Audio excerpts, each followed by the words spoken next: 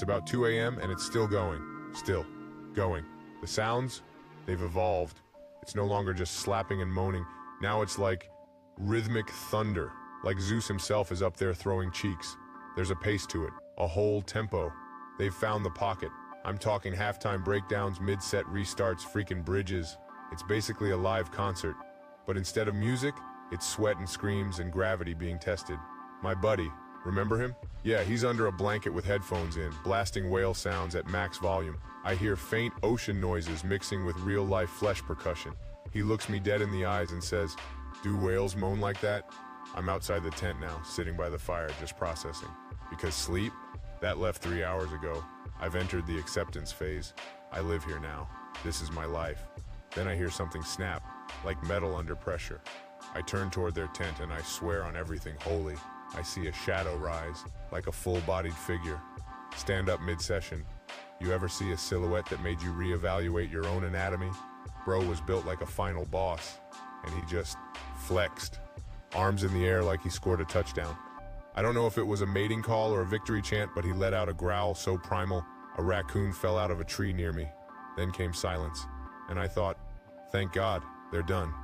But no, they were just taking a water break. I hear a voice, feminine, breathless, proud. "Baby, you good?" He goes, "Yeah, just catching my breath."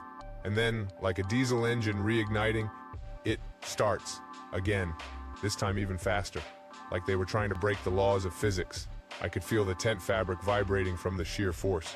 At one point, I started wondering if I should cheer. Like maybe they'd finish quicker if we gave them a standing ovation. My friend, eyes wide, whispers, "They're not stopping until one of them ascends." And honestly, he might have been right, because by that point, we weren't hearing sex. We were hearing a ritual, like they were trying to summon something through sheer friction, and I realized we were no longer witnesses. We were hostages. And just like that, they were off again, raising the volume to levels that defied belief. I could swear the ground shook, felt like an earthquake, but with more rhythm. It was primal, it was wild, it was beautiful. If you closed your eyes and let go of the embarrassment, it almost felt like an art form. I started thinking about the stories behind those sounds, the passion, the connection, the rawness of human interaction. My buddy looks at me with a raised eyebrow.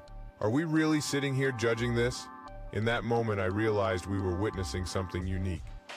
The fire crackled softly as the chaos inside the tent escalated, each sound a heartbeat in the night. I thought about how everyone has their own rhythm, their own way to express themselves.